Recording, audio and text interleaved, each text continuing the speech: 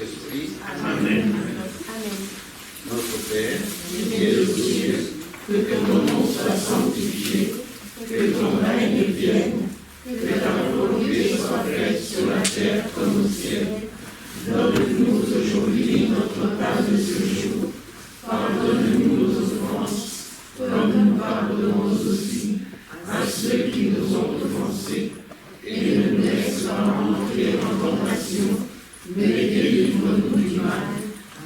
Car c'est à toi qu'appartiennent le règne, la puissance et la gloire, pour les siècles des siècles. Amen.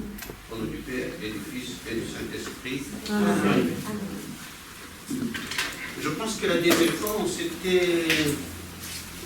comme je ne suis pas pasteur chez moi, donc il y avait une question de humain et homme, dans le sens de vivre en latin, donc ish et isha.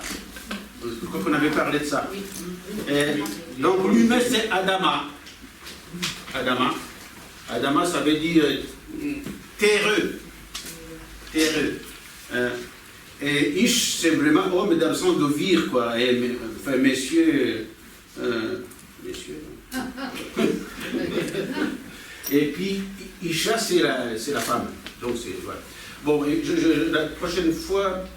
Probablement, je reviendrai avec la Bible ébrayée, comme ça je vous lirai, vous verrez ça. J'écrirai ça au tableau. Bon, ok. Donc, en tout cas, ce que nous sommes tous Adama, en fait. Nous sommes tous des humains. Hein, quand il nous a créés humains, après il nous a différenciés et donc nous sommes devenus Ish et Isha. Voilà. Et ça, c'est quand même important, ça signifie que Dieu nous a voulu différents et complémentaires. Et pas uniformes. Pas uniformes. Et c'est capital. Ce qui veut dire, quand on dit qu'il nous a créés à son image et à sa ressemblance, c'est aussi à ça. Par le fait qu'il est Père, Fils et Esprit, mais tout en étant un. Donc, il crée l'humain à son image, uni mais diversifié. Uni mais diversifié. Très très important. Mais je ne sais pas si vous étiez rendu compte que nous, on aime plutôt le même. On va vers le même. On va vers le même.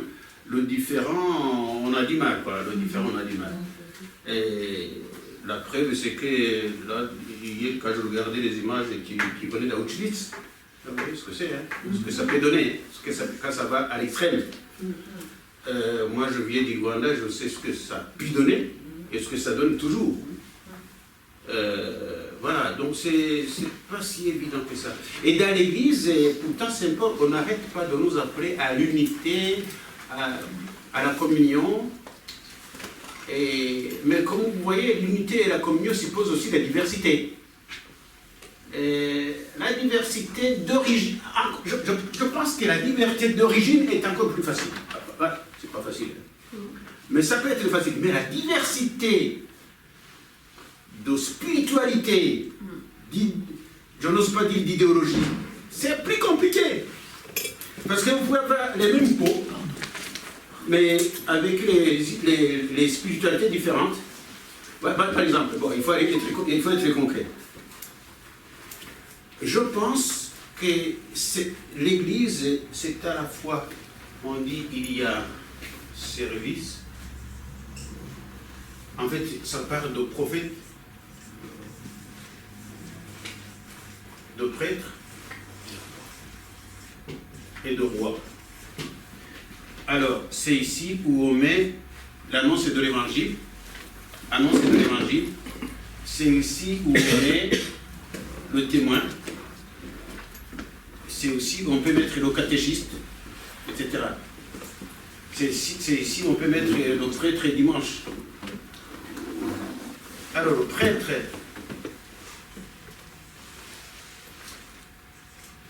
ça veut dire les priants. Vous avez quand même pas... Aujourd'hui, la tendance, si je vais caricaturer, mais moi je ne le choisis pour personne, hein, je mets tout le monde ensemble. La tendance, c'est les groupes de piété, on en a pas mal. On en a pas mal. Et il ne faut pas s'en plaindre. Mais lorsqu'on va arriver à roi, c'est là où on met service, c'est là où on met solidarité, etc. Et bien, ça dépend des époques. À notre époque, ça pêche un peu. Ça pêche un peu. Vous voyez ce que je veux dire? Et heureusement que nous, sur le verre de jour, on peut s'arriver d'avoir le collectif solidarité. Mais ça fait ça fait beaucoup d'années que je vois qu'à Essonne, alors qu'au temps d'Herbillon, c'était peut-être ça qui était prioritaire. C'était peut-être ça qui était prioritaire. Mais de plus en plus, ça perd un peu de terrain. Ça en perd totalement. Et pourtant, le chrétien, c'est tout ça. Vous voyez? Le chrétien, c'est tout ça. Il ne faut pas se faire des illusions. Chacun d'entre nous privilégie l'un des trois. L'un des trois. Et le problème, c'est que parfois, nous voulons les imposer. Mais inconsciemment, hein, nous voulons les opposer. Oui, mais c'est pas... Parce qu'en fait, chacun d'entre nous a une sensibilité donnée, marquée par son histoire, marquée par sa sensibilité, marquée par son éducation. C'est ça le problème. Enfin, c'est pas le problème, mais c'est comme ça. Il faut le savoir. Voilà. Donc, le chrétien, c'est ça. Avec des accentuations beaucoup plus marquées d'un côté ou de l'autre. Mais combien de fois on se fait, compris moi, hein, combien de fois on se fait attraper en train de... Ben oui, on est quand même plus à l'aise avec ceci plutôt qu'avec cela. Hein. C'est ça aussi qu'il faut dire. Bon, voilà. Et je ne sais pas pourquoi j'ai arrivé d'ailleurs à ce niveau-là. Si, justement. On est le texte de dimanche passé. Je pense qu'on va commencer par ça. Dimanche passé, il y avait un texte vraiment qui n'est peut-être pas mal. Moi, j'étais avec les jeunes et donc... Non, je vais parler de l'Évangile. Parce que l'Évangile nous dit ceci. Beaucoup ont entrepris, et prenez Saint Luc 1 à 4, et puis 4, 12, 21. On va analyser ça.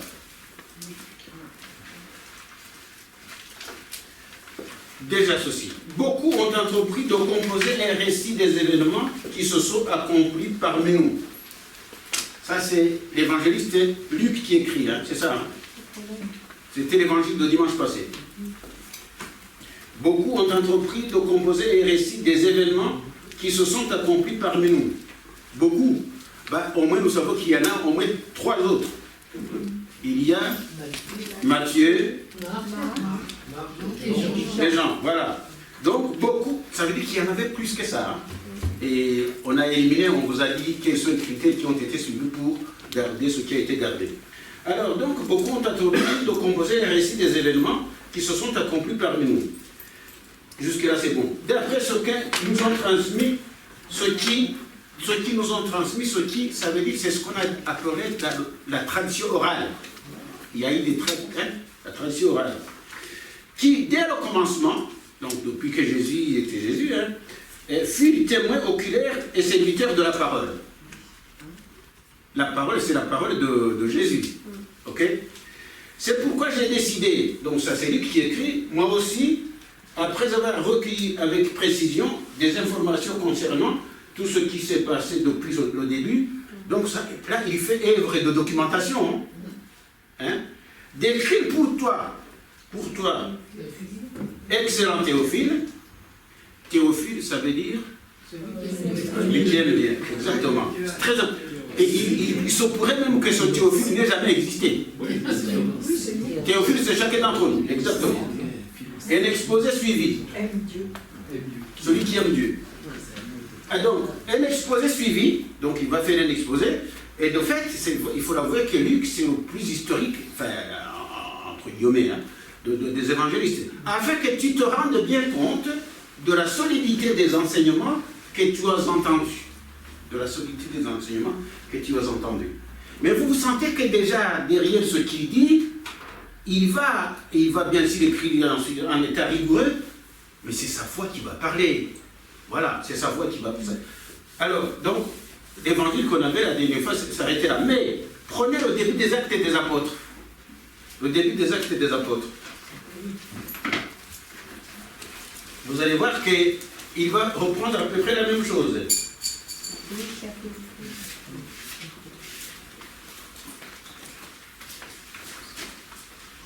Comment est-ce qu'il commence? J'avais consacré mon premier livre, Théophile. Vas-y, dis au début.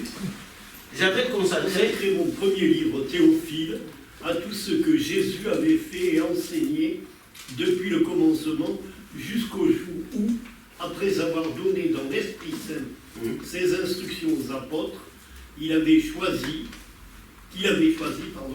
il fut enlevé. C'est à eux qu'il s'était présenté vivant après sa passion et en avait eu plus d'une preuve, alors que pendant 40 jours, il s'était fait voir d'eux et les avait entretenus du règne de Dieu. Continue. Au cours des repas, voilà. Au cours d'un repas avec eux, il leur recommanda de ne pas quitter Jérusalem, mais d'y attendre la promesse du Père, celle, dit-il, que vous avez entendue de ma bouche. Jean a bien donné le baptême d'eau, mais vous, c'est dans l'Esprit Saint que vous serez baptisés d'ici quelques jours. Voilà. Donc, j'avais consacré mon premier livre, Théophile, il interpelle, à tout ce que Jésus avait fait et enseigné. Ok? Depuis le commencement jusqu'au jour où, après avoir donné dans l'Esprit Saint ses instructions aux apôtres qu'il avait choisis, il fut enlevé, etc. Donc, ce qui veut dire que le deuxième, en fait, il écrit de face de livres. Le premier livre, c'est celui des évangiles, et il écrit celui-ci pour raconter quoi? L'histoire des apôtres. Des apôtres. Alors, je voudrais quand même qu'on continue le texte de dimanche. Alors, est-ce que vous voulez lire Luc 4, versets 14 à 21?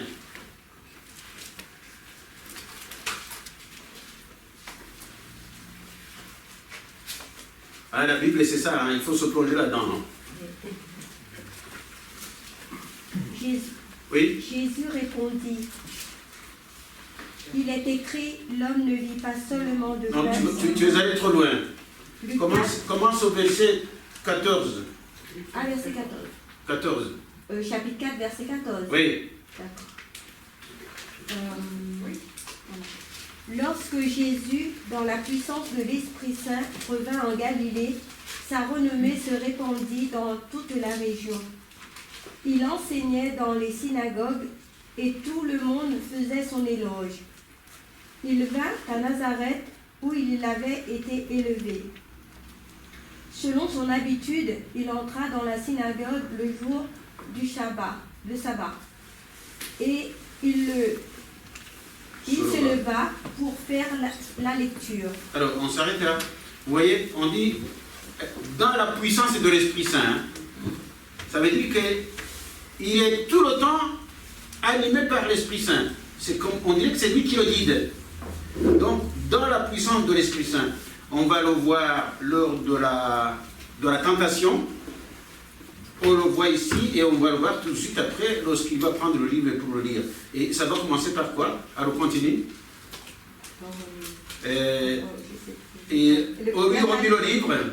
On lui remit le livre du prophète Isaïe. Oui. Il ouvrit le livre et trouva le passage où il est écrit « L'Esprit du Seigneur est sur moi, parce que le Seigneur m'a consacré par l'onction. Il m'a envoyé porter la bonne nouvelle aux pauvres, annoncer aux captifs leur libération et aux aveugles qu'ils retrouvent la vue, remettre en liberté les opprimés, annoncer une année favorable accordée par le Seigneur. » Ok, si tu arrêtes là. Alors, l'Esprit Saint est sur moi. Non, d'abord, allez dans Isaïe 61, versets 1 à 2.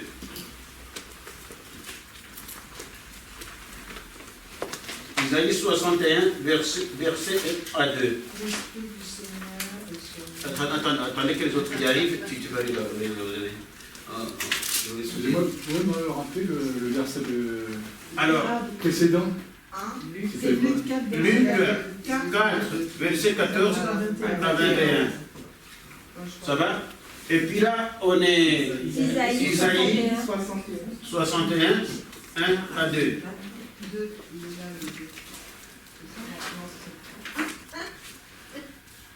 Ça va? Isaïe, ça va jusque-là? Chapitre 61, verset 1. Alors, est-ce qu'on peut lire, vous tous, vous avez trouvé le texte? Alors, vas-y. Oui. Alors, l'Esprit du Seigneur Yahvé est sur moi, car Yahvé m'a oint. Il m'a envoyé porter la bonne nouvelle aux pauvres. Ça veut dire qu'il a mis sur moi l'onction, hein, c'est ça? Penser les cœurs meurtris. Annoncer aux captifs l'amnistie et aux prisonniers la liberté.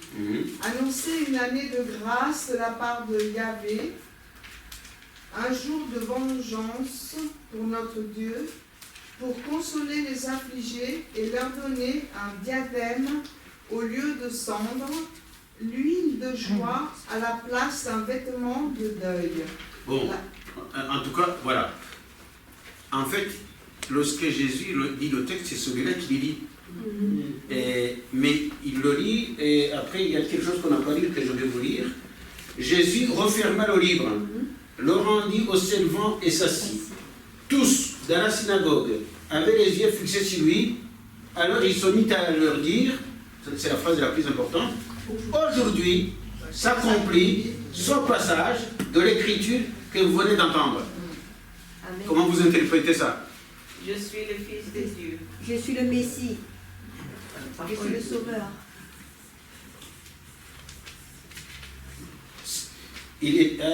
Les signes que Isaïe donne dans le chapitre 61, 1 à 2, ce sont les signes qui vont marquer le Messie. Hein? Et alors, je n'arrive pas à trouver, je ne sais pas si vous vous rappelez la partie de l'évangile où Jean-Baptiste va trouver Jésus, envoie les émissaires à Jésus pour lui demander: es-tu celui qui doit venir ou devons-nous en attendre un autre?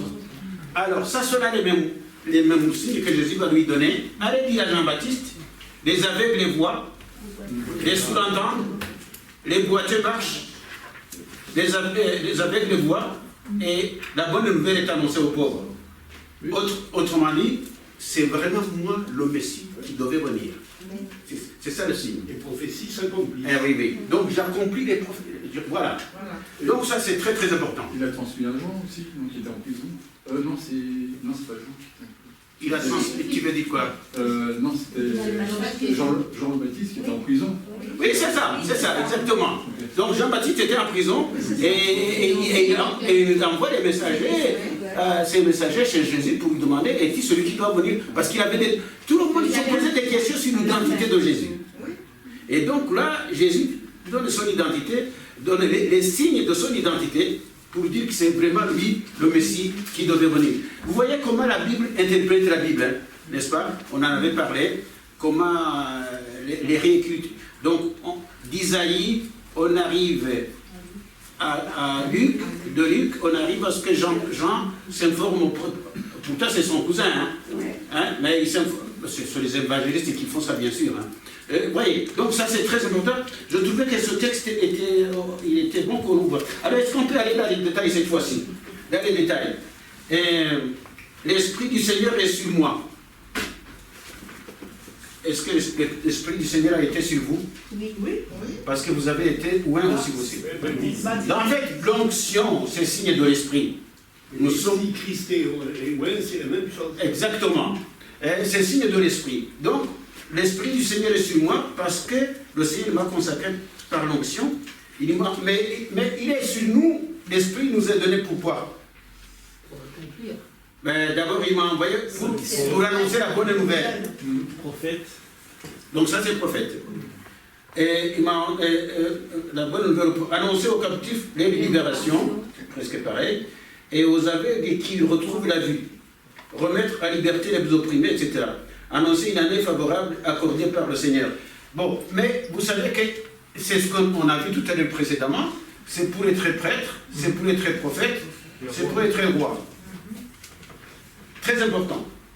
Et donc, quand nous sommes baptisés, vous savez, hein, il y a l'esprit, nous le recevons lorsqu'on nous impose les mains.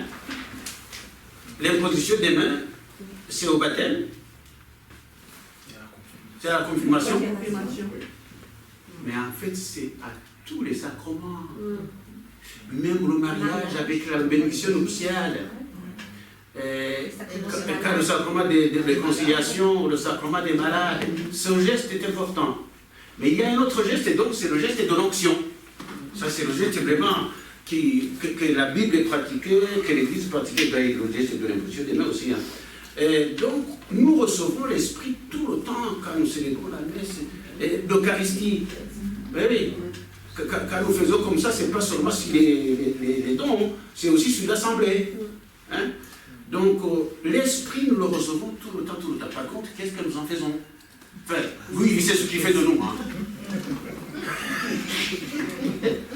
Oui, donc voilà. Donc ça, c'est très, très, très important. Mais, en fait, le christianisme, c'est une religion incarnée. Ça se fait dans les gestes, ça se fait dans les signes. Et les signes que nous faisons dans nos célébrations signifient la réalité que nous célébrons. C'est ça qu'il faut dire. Bon, alors le fait qu'il dit aujourd'hui s'accomplit ce passage de l'écriture que vous venez d'entendre, ça c'est très important, c'est ce qu'on appelle l'actualisation. L'actualisation. La parole de Dieu a été écrite, c'est une parole qui date des siècles, mais qui est toujours d'actualité.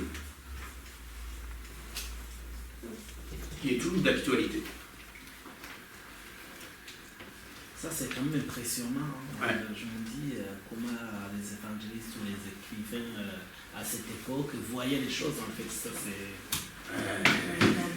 C'est ça, hein. L'esprit est au travail. Hein. Excusez-moi, Oui, vas-y. j'ai pas entendu le début de votre phrase. L'actualisation, c'est concernant Actualisation, c'est-à-dire l'actualisation, ça veut dire que le prêtre peut prêcher le dimanche et vous expliquer le sens que le texte donne, mais à un certain moment, il faut qu'on arrive. Qu'est-ce que ce texte veut dire pour nous aujourd'hui? C'est ça l'actualisation. Qu'est-ce que ce texte veut dire pour nous aujourd'hui? Quand on n'arrive pas à ce niveau-là, on n'a rien fait. Hein? On n'a rien fait. Et il faut arriver à l'actualisation. C'est très important. Très, très important. Alors, pour l'actualiser, par contre, il y a des conditions. Pour l'actualiser, il faut tenir compte du contexte. Du contexte dans lequel le texte a été écrit, tenir compte, parce que lorsque vous décontextualisez le texte, le problème c'est qu'on n'arrive pas toujours à maîtriser le contexte. Dès que vous décontextualisez le texte, vous manipulez le texte. Mais donc il faut le contextualiser, et après l'avoir contextualisé, il faut voir le contexte de l'époque et le contexte d'aujourd'hui, quelles sont les similitudes. Les similitudes, ou en termes savants, les homologies. Hein? Les similitudes. Et puis, pourquoi beaucoup n'aiment pas actualiser? Parce que ça engage. Ça engage la personne qui prêche, et ça engage l'assemblée. Parfois, tu as l'air de l'assemblée parce que tu la titilles. Hein? Donc, mais il vaut mieux ne pas taper à côté, hein, parce que... Hein, voilà. Mais et là, c'est vrai que nous avons un souci parce qu'on ne maîtrise pas tous les... Enfin, ça veut dire que moi, en tout cas, j'ai un avantage. Quand tu as fait des études bibliques, bon, mais parfois, tout le monde n'a pas fait des études bibliques. Hein. Mais donc, le contexte, les homologies, les similitudes, et puis, c'est le lieu où on s'engage. On s'engage pour la aujourd'hui, il y avait un texte qui disait « Mon père et ma mère et mes sœurs, ce sont ceux qui écoutent, ceux qui font la volonté de Dieu. » C'est ça. Hein? Voilà, c'est ça. Qui sont ma mère et mes frères. C'est ça, mon père et ma mère. Donc, de temps en temps, vous êtes les pères et les mères de Jésus. Hein? Oui. Mais de temps en temps, les frères et les sœurs aussi. Bon, voilà. OK. Et ce texte, est-ce que ça va? Vous avez des questions sur ce texte? Parce que j'ai encore un autre texte à vous proposer. Mais ce n'est pas histoire de faire beaucoup de textes. Hein. C'est pas le père, hein, c'est la mère et les... La mère, oui, non, c'est pas le père. Le père n'est pas là-dedans. Mais pourquoi pas? C'est la mère aussi. Pourquoi pas? Excusez-moi, j'ai raté l'homologie, ça veut dire quoi? Homologie, ça veut dire des similitudes. Ouais. Il y a quand même quelque chose qui manque. Dans Isaïe, il y a le jour de vengeance, il n'y est pas. Hein. Jour de vengeance. Et il l'a enlevé? Non. Il n'y est pas dans le... Non, mais justement, il ne prend pas tout. Non, il ne prend pas tout. C'est l'accomplissement. Ce qui est litigieux ou qui va... Non, il enlève. Et nous, ce qui importe, c'est ça. C'est l'amour, la justice. Oui. Une petite question, si ça ne vous dérange pas. Oui, vas-y. Les textes apocryphes, le fait de les lire, c'est bien ou c'est pas bien? Il n'y a pas de problème. Il y a pas de problème. Quand tu sais que c'est les textes Est-ce que vous parliez de diversité Non, les textes apocryphes, les diversités d'évangiles, on a... La Bible est faite la Bible, c'est une bibliothèque. C'est 73 livres. 27 du Nouveau Testament, 46 du Nouveau. Voilà. Mais cette diversité a... Hein? Vas-y. Mais cette diversité veut nous dire quelque chose. Cette diversité veut nous dire quelque chose. Cette diversité montre qu'il y a l'unité et la pluralité. On a dit tout à fait au début. Et la pluralité.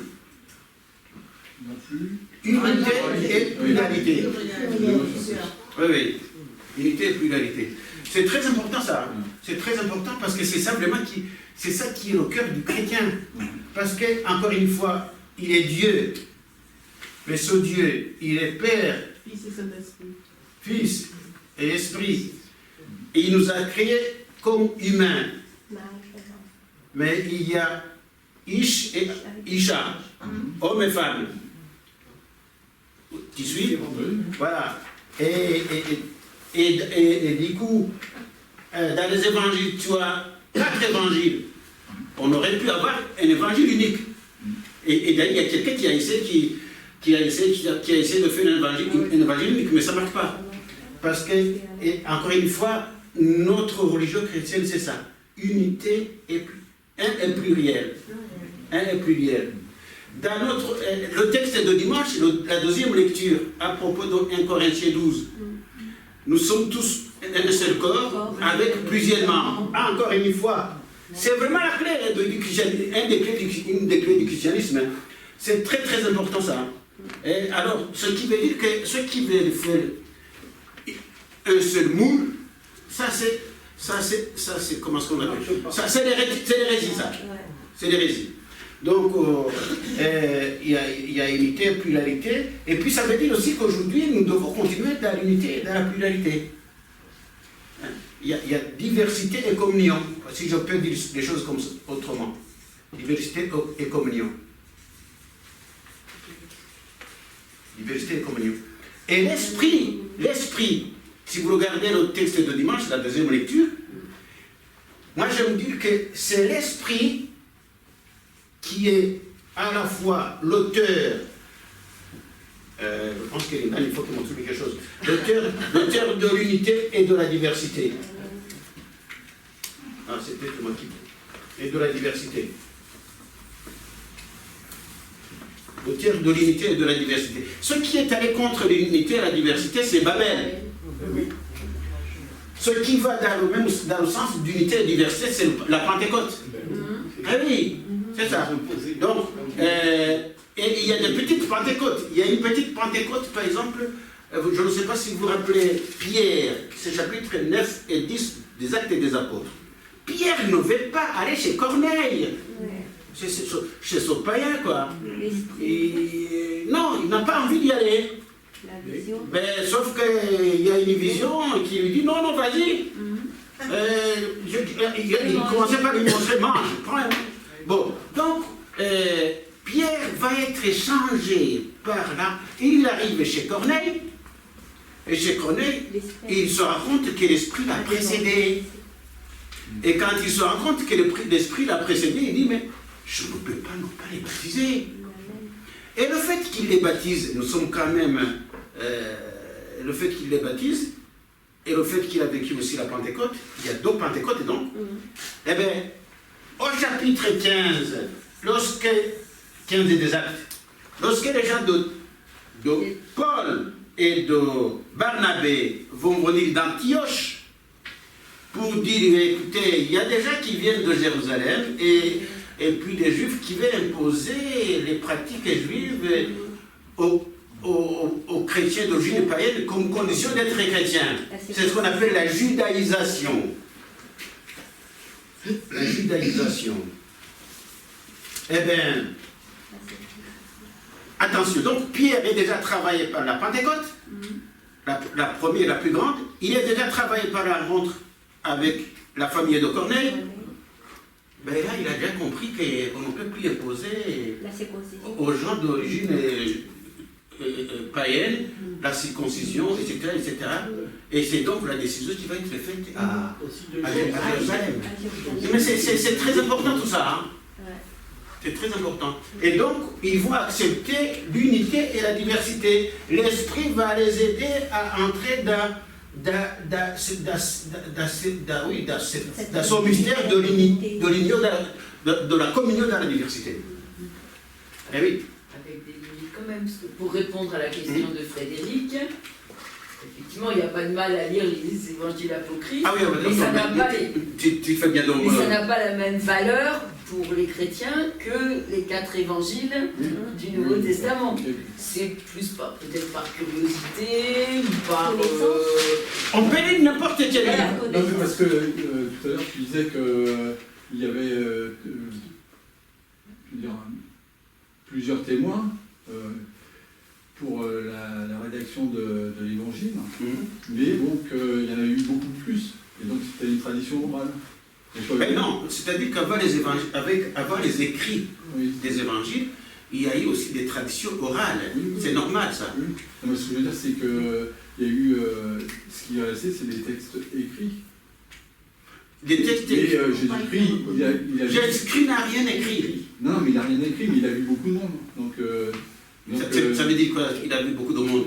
Il a enseigné. Il y a beaucoup de gens qui ont dû parler sur lui. Oui, non, il y a une tradition orale. Il y a eu beaucoup de traditions orales, peut-être sur Jésus. Il y a eu beaucoup de traditions orales. Mais après, il y a eu beaucoup d'écrits aussi. C'est là que tu as posé ta question. Il y a eu beaucoup d'écrits. Et entre autres, donc, dans ces écrits, on a retenu, il y a eu ce qu'on appelle le canon. Je vous ai dit la dernière fois, le canon. Le canon que nous avons, c'est le canon qui a retenu les 4 évangiles. Mais il y en a plus. Il y a l'évangile selon Thomas. Il y a beaucoup d'évangiles. Donc, il y a donc 4 évangiles qui ont été retenus. Mais pourquoi ça a été retenu? Et d'ailleurs, ça concerne tous les écrits du Nouveau Testament. Je vous ai dit les critères, mais je répète. Le premier critère qui a été suivi, je vais vous donner le principal pour commencer, c'est le critère de l'incarnation. Il nous fallait trouver dans l'écrit qui est proposé, il fallait y trouver rien qui va contre l'incarnation. Rien contre l'incarnation. Et dans cet écrit, pour qu'il soit retenu, il faut qu'on y trouve le kérigme. Alors, je vais vous expliquer ce que c'est. Le kérigme, c'est de dire que le Christ est mort et il est ressuscité. Très important. Ça, c'est vraiment les 2 critères. Et puis, troisième critère, qui n'est pas le plus important, c'est qu'il fallait attribuer ce texte à quelqu'un qui a vu Jésus ou à quelqu'un qui a vu celui qui a vu Jésus. C'est ce qu'on appelle le critère d'ancienneté ou d'apostolicité. C'est ainsi qu'on attribue un évangile à Luc qui est supposé être le compagnon de Saint Paul, et l'autre à Marc qui est supposé être à la fois le compagnon de Marc, le compagnon de Paul et de Pierre. Et puis il y a un autre de Matthieu. Mais je vais peut-être pas vous scandaliser, mais c'est comme ça. Mais en fait, c'est pas Matthieu qui a écrit Matthieu. C'est pas Jean qui a écrit Jean. On dit bien l'évangile selon Saint Jean. C'est selon. Ah oui. Donc, c'est la tradition de par contre, ce qu'on a fait tout à l'heure, le fait qu'il est certain que celui qui a écrit les Actes des Apôtres, c'est le même qui a écrit le 3e évangile. Alors, il s'appelle Luc ou pas, mais en tout cas, c'est le même personnage. C'est le même personnage.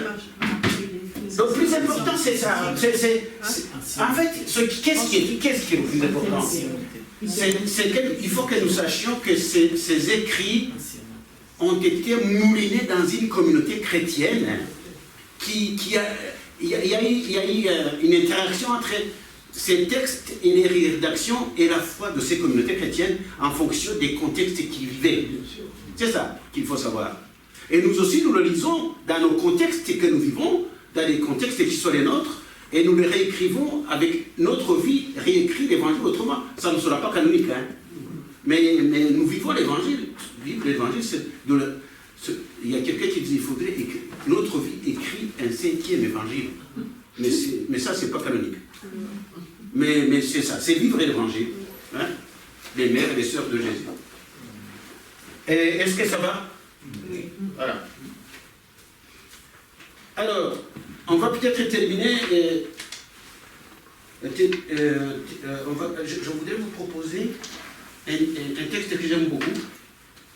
C'est Deutéronome 6.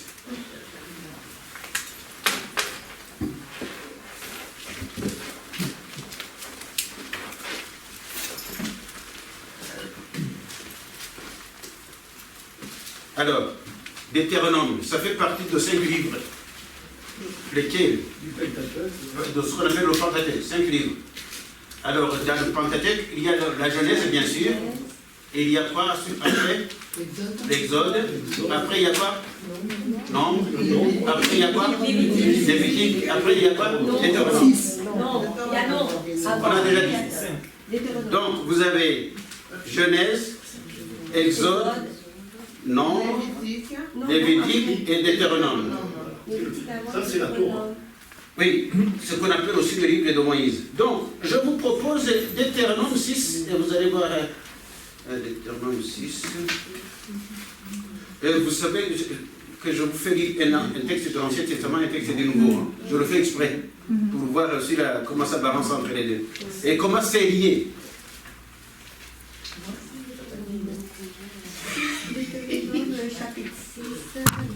Alors, on ne va pas tout lire. Hein? C'est quel verset? Alors, je pense qu'on va commencer au verset 6, au verset 4, 6, 4. Et on va aller jusqu'au bout. 6, 4. 6, 4 et jusqu'à... Écoute Israël, c'est ça? Oui. 6, 4 jusqu'à 25. C'est le fameux chemin Israël. Oui, mais tu vas voir. Ouais. Alors, est-ce qu'il y a quelqu'un qui est arrivé avec sa Bible? Oui. Qu'est-ce qui est? Vas-y.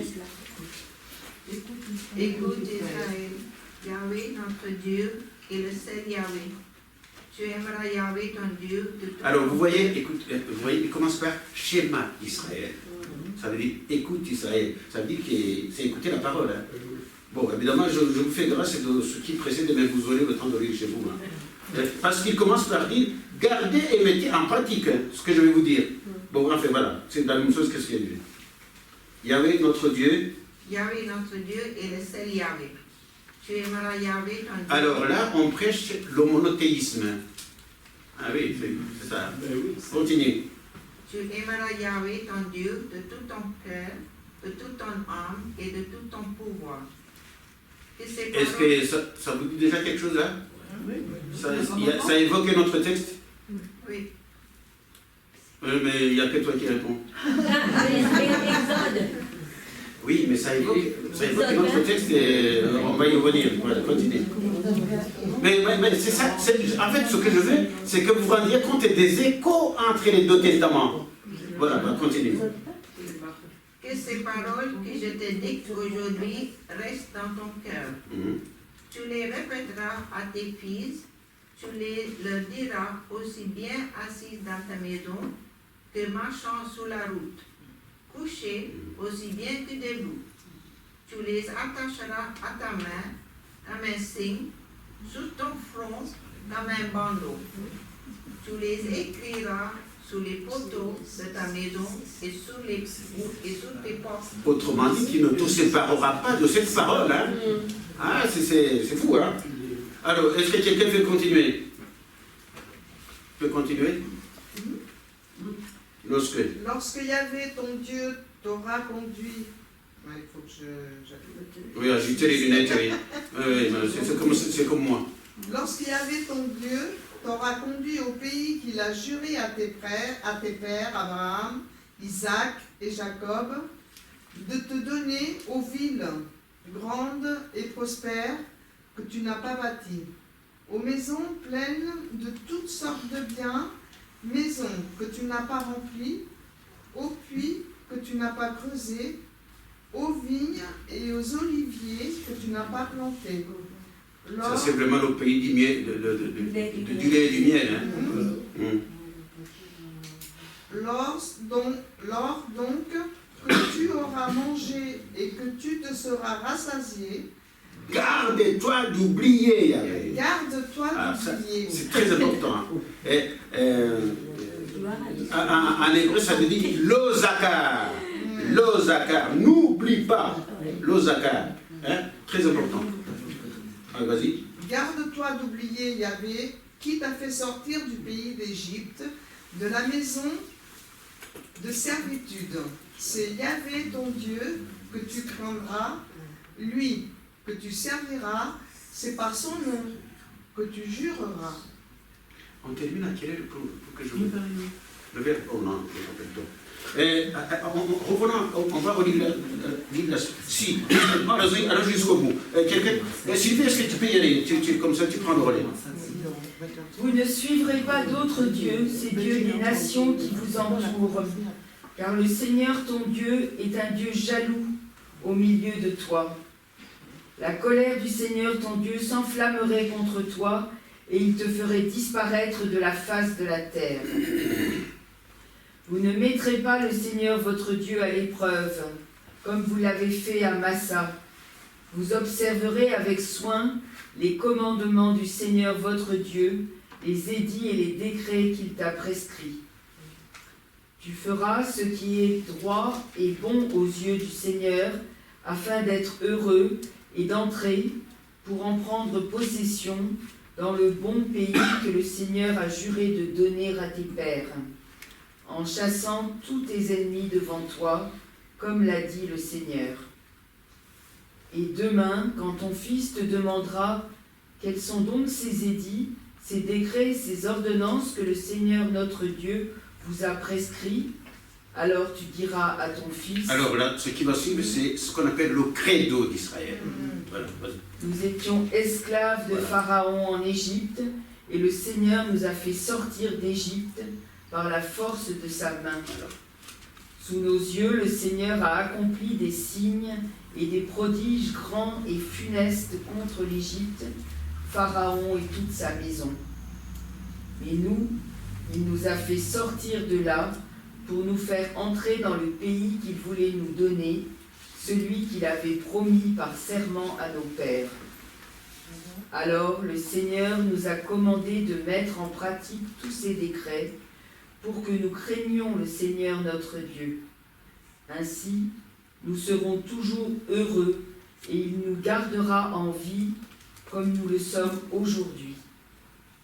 Et nous serons justes si nous veillons à mettre en pratique tous ces commandements en présence du Seigneur notre Dieu, comme il nous l'a prescrit. Voilà. Alors, je ne sais pas, avant que je ne commente, ce texte je pense qu'on le lit de temps en temps quand même, pas tout, hein. Pas tout. Pas tout, hein.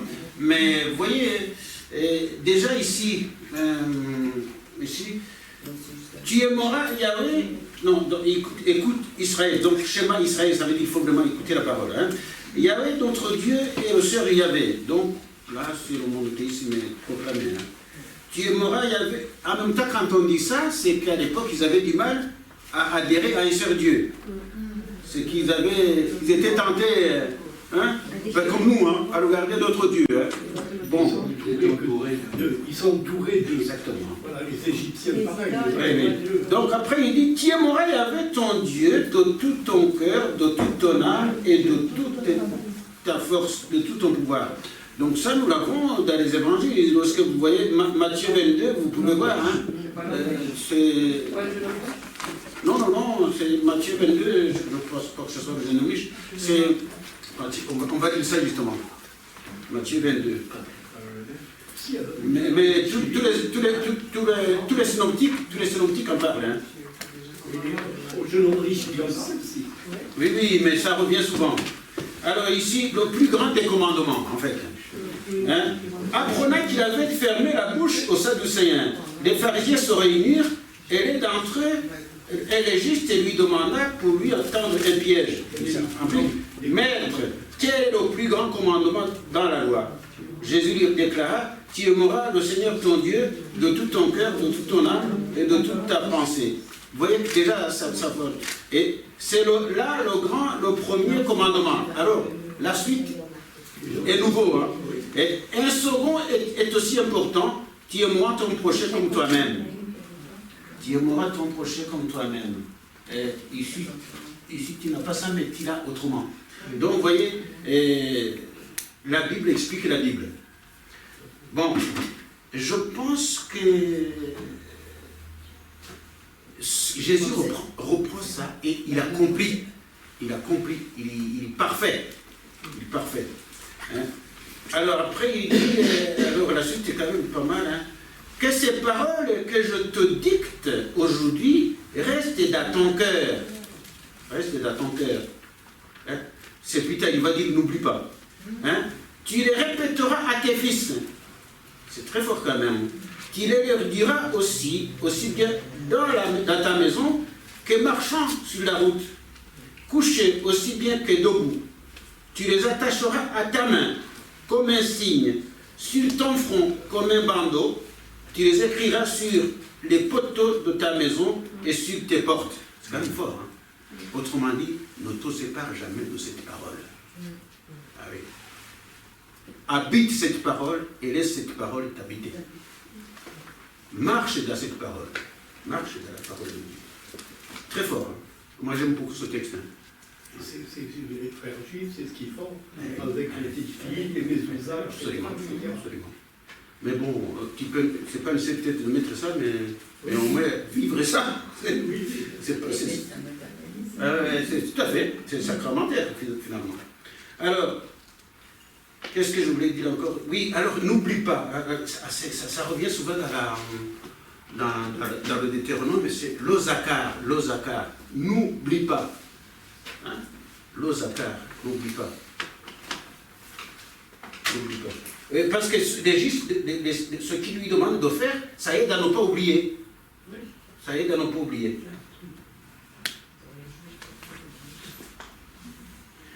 Et en fait, ce qui est demandé, c'est la fidélité à Dieu et l'écoute continuelle de la parole, la pratique continuelle de la parole. Se nourrir continuellement de la parole. La parole est de Dieu et nourriture, oui, de notre vie spirituelle, de notre vie chrétienne. Alors, peut-être je voudrais attirer votre attention sur le credo des Juifs. Nous étions esclaves de Pharaon, c'est un fait, en Égypte. Et Yahweh nous a fait sortir d'Égypte par sa main puissante. Pour eux, c'est le Seigneur qui les a libérés. Hein? Ça rejoint le texte que nous avons vu avant. Hein? C'est le Seigneur qui les a libérés. Et donc, Yahweh a accompli sous nos yeux, des signes et des prodiges, grands et terribles contre l'Égypte, Pharaon et toute sa maison. Et là, le Deutéronome est en train de relire les 9 plaies d'Égypte. Voilà. Mais nous, il nous a fait sortir de là pour nous conduire dans le pays qu'il avait promis par serment à nos pères et pour nous le donner. Après plusieurs péripéties, des années et des années, on y arrive quand même. Donc, on a le pays qu'il nous a promis. Ça pose des questions jusqu'à maintenant. Donc voilà, c'est pour vous dire, c'est pas si simple que ça. Et puis même le pays, c'est quoi? Ça signifie pas. Voilà. Alors donc, mais nous, il nous a fait sortir, c'est ça, on vient de lire, et nous a ordonné de mettre en pratique. Toujours ça, mettre en pratique. En hébreu, on appelle ça halakha. Halakha, marcher dans la loi de Dieu. Halakha. Donc mettre en pratique. En fait, c'est vrai que chez les Juifs, c'est vraiment du concret. Hein. C'est pas des paroles à l'air. Hein. Bon, donc, mais nous, il nous a fait sortir de là pour nous conduire dans le pays qu'il avait promis par serment à nos pères et pour nous le donner. Il est fidèle. Donc on va souligner la fidélité de Dieu. Et les psaumes vont célébrer tout le temps la fidélité de Dieu, hein, par rapport à notre infidélité. L'infidélité la plus terrible quand même, c'est la fabrication du veau d'or. Ah oui, la fabrication du veau d'or. Comment? Il est pourtant de sortir d'Égypte. Eh oui. Et attends, j'aime bien aussi ce texte où je pense le livre des Nombres, chapitre 14. Les concombres et les oignons d'Égypte, des marmites fumantes. Mais voilà quoi. C'est l'humanité tout ça. Ils sont prêts à renoncer à cette vie. Oui. L'esclave mange de la bonne bouffe. Oui, mais c'est une image aussi. Mais en fait, c'est aussi du concret, quoi, tu vois. La liberté, qu'est-ce que non, mais là, il y a l'esclavage. La liberté, qu'est-ce que j'en fais? C'est la base, ça ouvre des choses et ça implique de prendre des choses. Est-ce qu'on a lu le texte de la tentation d'Adam et Ève ou pas? Peut-être qu'on on a lu ça là.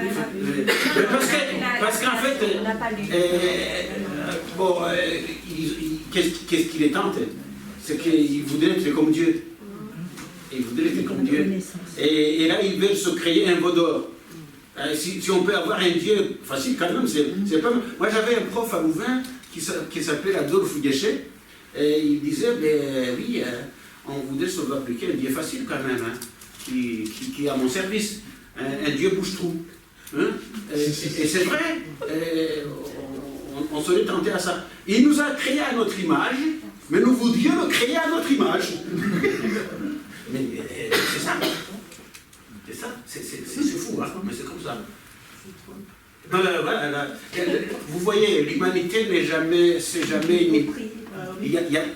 on est tout le temps comme ça. On a plusieurs faces. Hein. Ce n'est jamais lisse. Ce n'est jamais lisse totalement. Hein. Mais on a toujours la chance, et il nous donne, comme on dirait René Voyaume, il nous donne la seconde chance. Il y a toujours une seconde évocation. Il y a toujours une seconde évocation. Hein. Rien n'est jamais foutu totalement. Voilà, je vais vous dire ça. Rien n'est jamais foutu totalement. Bon, alors, allons-y jusqu'au bout. Il dit, et Yahvé nous a ordonné de mettre en pratique toutes ces lois. Mettre en pratique. Vous voyez, c'est les mêmes expressions qui seront reprises dans le Nouveau Testament. Mes soeurs et mes frères, ce sont ceux qui écoutent la parole de Dieu et qui la mettent en pratique. Hein? Donc, et Yahvé nous a ordonné de mettre en pratique toutes ces lois afin de craindre Yahvé, notre Dieu, d'être toujours heureux et de vivre comme il nous l'a accordé jusqu'à présent. Telle sera notre justice. Quand il dit telle sera notre justice, ça veut dire telle sera notre sainteté, notre ressemblance à Dieu. Garder et mettre en pratique tous ces commandements devant Yahvé, notre Dieu, comme il nous l'a ordonné. C'est ça être saint, c'est ça être juste. Alors, l'Ozacar, n'oublie pas. L'Ozacar. Zacharie, c'est celui qui n'oublie pas. Hein. choses à faire, n'oublie pas. Ça va jusque-là? Vous avez des questions? Sinon, moi je l'ai toujours.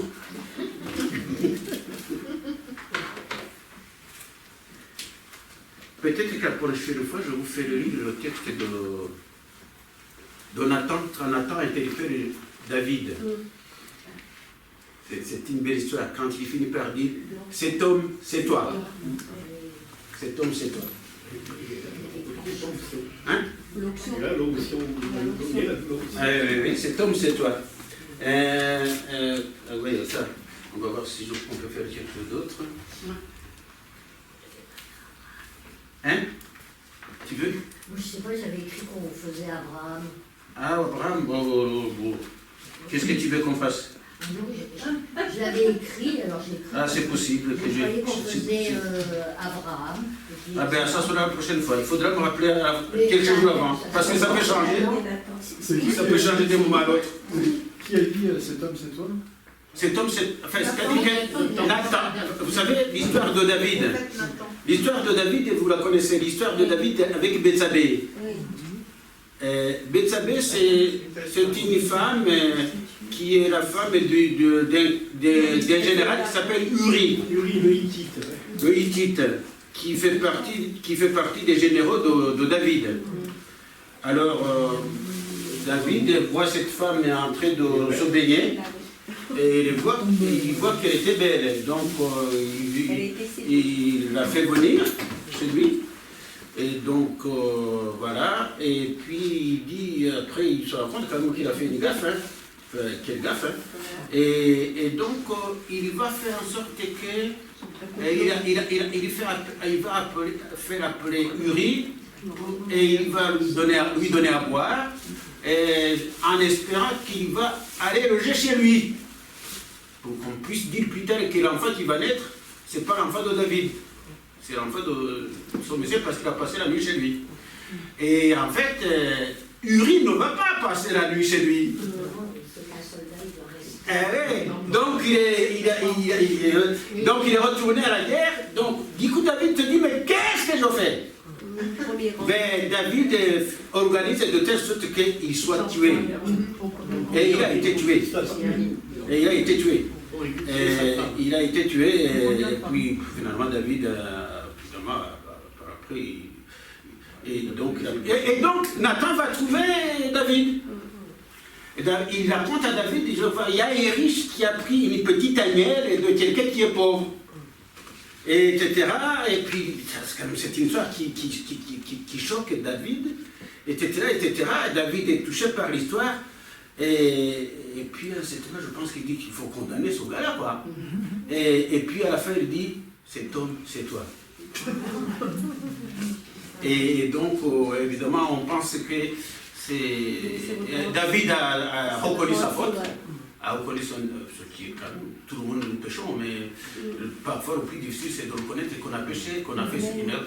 Donc, il a reconnu son erreur, et il y en a qui pensent même que le psaume 50 qui dit « Miserere », pitié de moi Seigneur, on pense que c'est celui en tout cas qui a composé ce psaume, il pensait à David.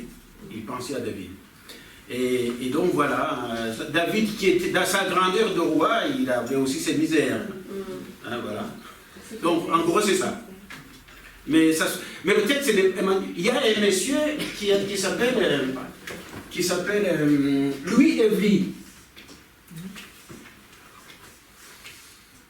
Louis Evely, c'était un prêtre belge qui a écrit un livre qui s'intitule « C'est toi cet homme ». Un livre magnifique, hein. « C'est toi cet homme ». Où il commente, Louis Evely à l'époque, c'était un monsieur, c'était un prêtre qui était vraiment spécialisé dans la prédication des retraites. Et il avait un succès incroyable. Dans le bilan d'Olindan, il y a un livre qui s'appelle « C'est toi cet homme qui est en train de pourrir, vous pouvez lui demander qui vous le prête. » On va faire la queue. Mais c'est un livre magnifique, hein, franchement, magnifique. Moi, je l'ai aussi chez moi, si vous voulez, je peux vous le prêter. Mais il faut que je vous raconte aussi l'histoire de monsieur Louis Evely. En fait, c'était un gars qui avait fait des études de psychologie. Et lui aussi, il y avait tellement. Le succès dans nos vies de prêtre, c'est pas tellement bon. Ça portait pas toujours. Donc, il avait un succès fou, que tout le monde courait derrière lui. Hein? Et puis, bon, le problème, c'est qu'un jour, il est parti avec la femme de son ami. Et donc, voilà. Mais j'avoue que c'est pour ça qu'aujourd'hui, quand on parle de l'abbé Pierre, c'est pas comparable à ça, hein, parce que bon, c'est pas comparable du tout. Mais quand on parle de l'abbé Pierre, mais surtout de ce Canadien qui avait écrit des bouquins, Jean Vanier, etc. Alors c'est sûr que c'est pas facile, mais est-ce que ce que Jean Vanier écrit, il faut jeter ça par la fenêtre? Moi je ne pense pas. Hein. Bon, donc, en tout cas, ce livre, cet homme, franchement, il faut le lire. C'est magnifique. C'est magnifique. Donc, il écrit ce livre à partir de cette histoire de David. Hein? C'est toi cet homme. Hein? Ça veut dire que cet homme, c'est chacun d'entre nous. Oui, c'est ça. Hein? Et c'est pour ça que vous êtes là, pour nous confesser. Ah non, tu confesses pas. Je donner la permission de c'est toi qui compte. Non, mais par contre, pour nous les prêtres, l'histoire de lui et lui, ça nous apprend. Et de fait, moi au Rwanda, j'ai vu des choses plus ou moins semblables. Moi j'avais un ami prêtre, il était plus jeune que moi, qui était curé de la cathédrale. Mais il était tout le temps en conflit avec les mecs. Je me disais, mais qu'est-ce qui se passe? En conflit avec les clients. Puis finalement, il était en conflit avec le vicaire général. Et puis, à un certain moment, je me dis, mais qu'est-ce qui se passe? Bon, excusez-moi ce que je vais dire, mais entre le vicaire général et lui, je me suis rendu compte qu'il y avait une histoire de femme. Ah. Oh non! Je fais confiance à vous quand je vous dis ça. Ça existe. Mais c'est pour dire que les humains sont terribles. Mais bon, alors lui, il a été tué pendant. Celui dont je parle, malheureusement, il a été tué pendant les événements, on n'en parle plus. Mais voilà, donc c'est pour vous dire que l'humain, nous sommes compliqués. Nous sommes compliqués. Voilà. Mais voilà, donc, mais ce livre, je vous le recommande, si vous le trouvez quelque part, lisez-le. C'est très bon. Bon, donc Abraham, donc si tu dis qu'il faut qu'il fasse quelque chose d'Abraham.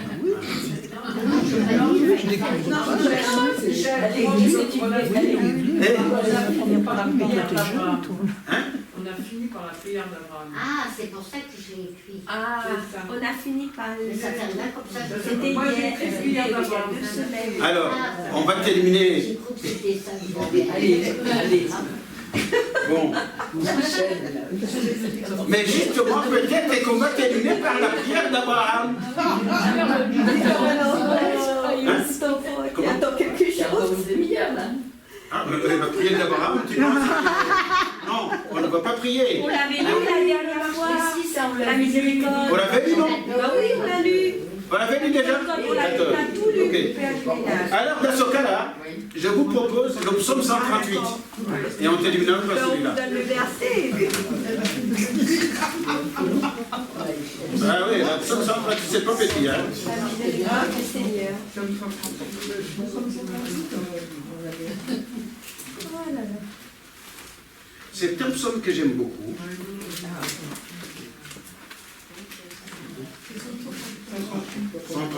Non,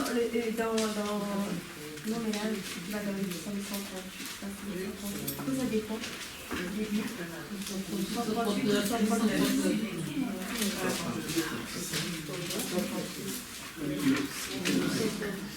Il y a 150 psaumes. Tu me suis, tu es Seigneur, tu me connais. 139, 130, oui. Ça dépend. 138. Si vous avez le Bible de Jérusalem, c'est 139.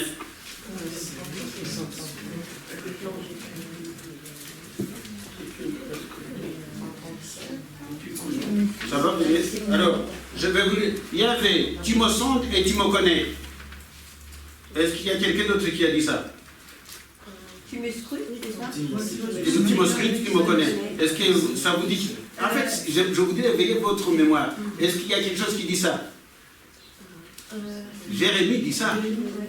Jérémie dit ça.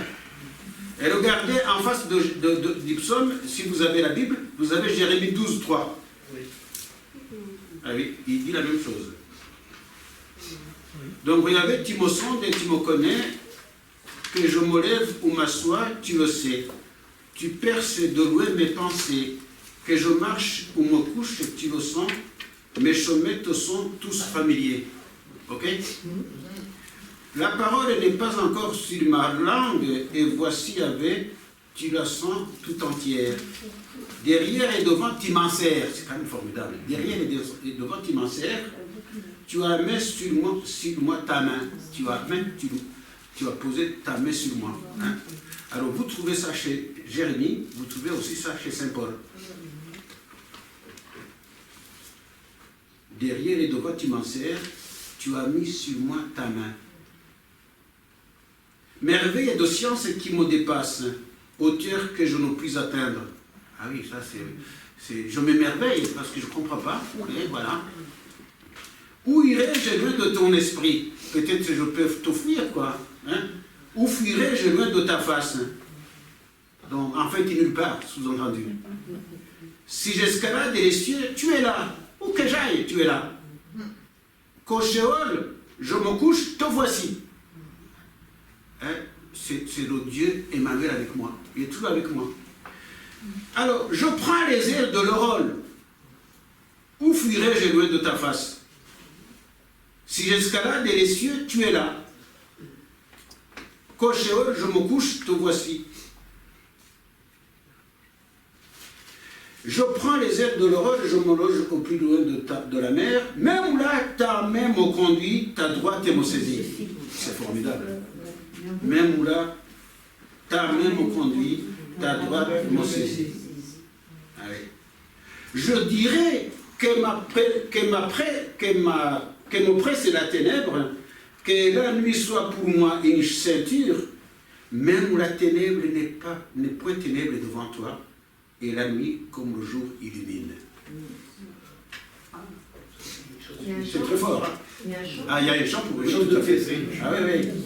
C'est toi qui m'as formé les reins, qui m'as tissé au ventre de ma mère. Ça, c'est encore Jérémie et Job même. Je te rends grâce pour tant de prodiges. Ailleurs, on dit pour tant de merveilles. Hein. Merveille que je suis, merveille que tes œuvres. Ah oui, chacun d'entre nous est une merveille devant Dieu. Amen. C'est ça. Mon âme, tu la connaissais bien. Mes os n'étaient point cachés de toi. Mes os, ça veut dire moi, en fait. Hein, tout, hein. Je te rends grâce pour tant de prodiges. Ah non, je crois que j'ai... Oui, c'est ça. Mes os n'étaient point cachés de toi, car je fus façonné dans le secret, brodé au profond de la terre. Aujourd'hui, dans les formations, lisez un texte de Jérémie 18, je crois, 18-17, où on dit que nous sommes dans les mains de Dieu comme l'argile dans les mains du potier. Hein? Mon embryon, tes yeux le voyaient. Sur ton livre, ils ont tout inscrit. Les jours qui ont été fixés, et chacun d'eux y figure. Hein? Chacun de mes jours. Hein? Mais pour moi, que tes pensées sont difficiles. Ah oui, malgré tout, je ne comprends pas grand-chose. Hein?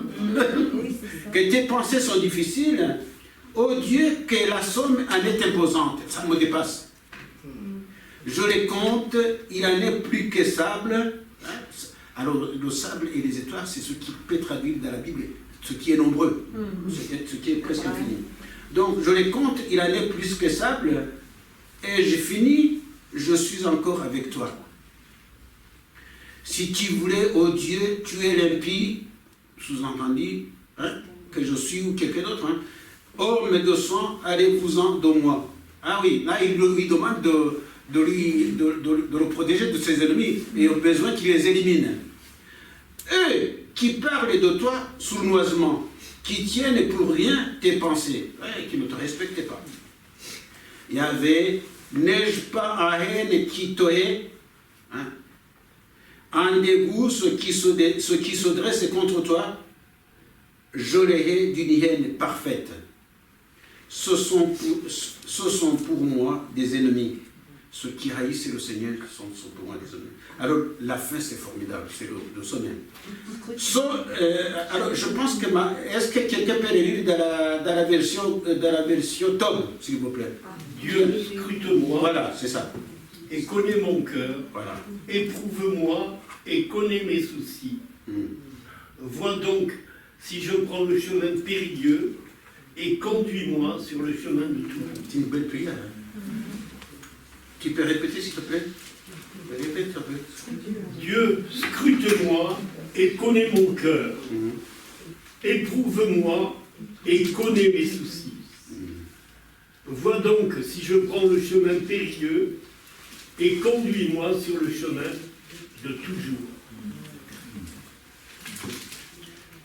Alors, du coup, on va terminer par le psaume des complis. C'est le psaume que nous prions avant de dormir. Hein. C'est le psaume 92, je crois. 91, 88.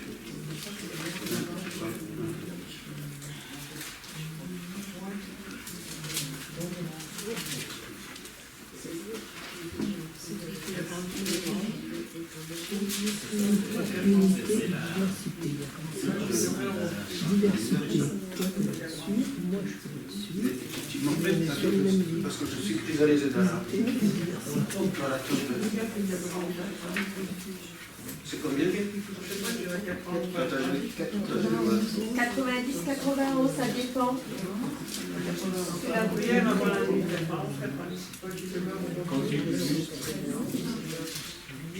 Tu vois, 91?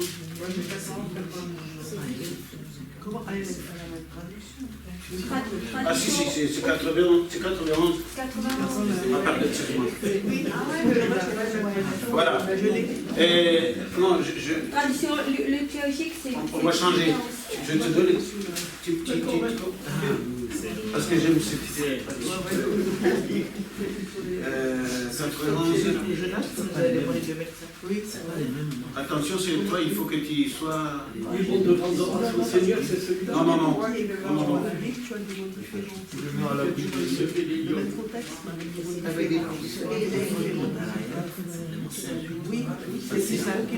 Quand je me tiens sous l'abri du Très-Haut. Non, c'est pas ça? Oui, c'est ça. Celui qui habite là où se cache le Très-Haut passe la nuit à l'ombre du Dieu très souverain. C'est ça. Ça, c'est le psaume des complis. Et on va terminer par ce psaume, on va le lire. Alors, qu'est-ce qu'il y a d'autre pour moi? Elisabeth, est-ce que tu peux lire au moins une partie du psaume? 90 Donc, attends, vous minute. C'est le psaume 91. 91-90. 91 et entre 30 et 90. Oui. Alors, tradition liturgique, mon père, ça passe pas. C'est pour lire à la messe, non? Vas-y, on t'écoute. Alors, quand je me tiens sous l'abri... Ah, ben ça, c'est la bonne tradition de... Oui, vas-y.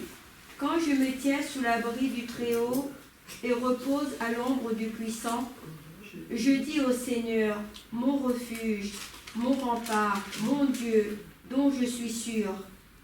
C'est lui qui te sauve des filets du chasseur et de la peste maléfique. Voilà. Il te couvre et te protège. Tu trouves sous son aile un refuge. Sa fidélité est une armure, un bouclier. Comme un coussin.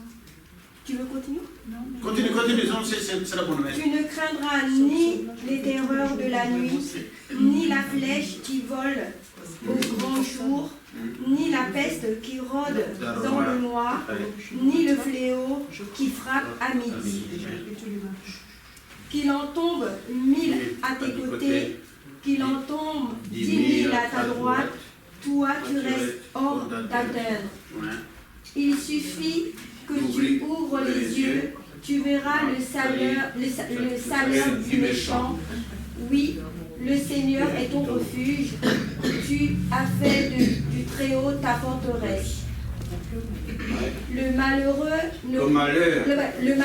ne pourra te toucher, ni le danger approcher de ta demeure. Il donne mission à ses anges de te garder sur tous tes chemins.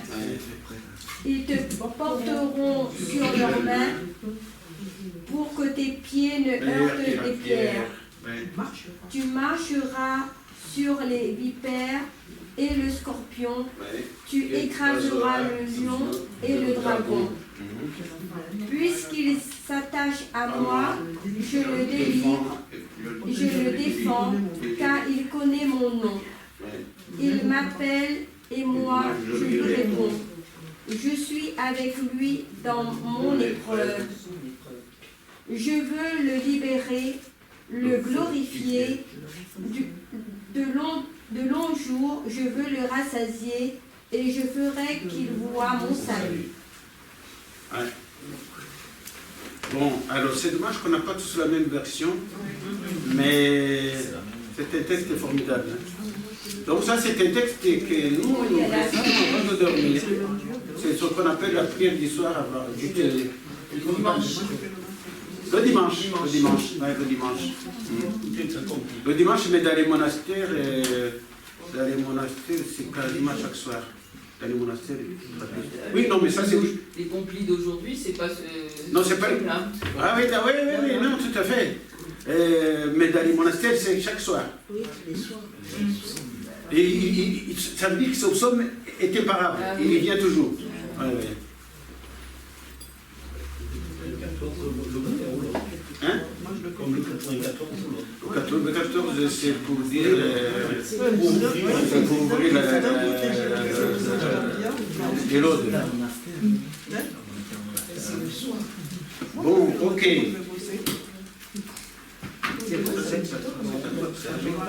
Bon, ok. Bon, je pense qu'on va s'arrêter là. Moi, je suis fatigué. Non, mais. On a la journée de demain encore. Hein? Encore 2 journées. Ça va, toi. On a la session d'Orsay. Pendant 3 jours. Demain, 9h30 jusqu'à 17h30. Et après, lundi, 9h30 jusqu'à 16h30. 3 journées. Ça va bien intense. C'est très Sur les thèmes d'espérance. Qu'on n'a pas été négatif, des fois déjà les musulmans. On ne fait que de commencer l'année. On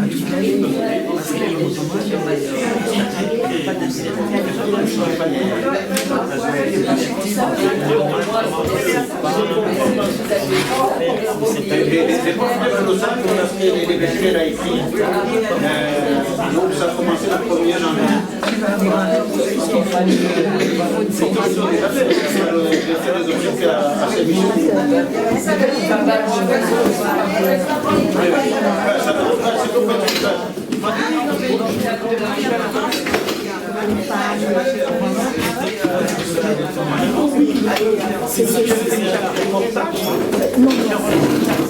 Non.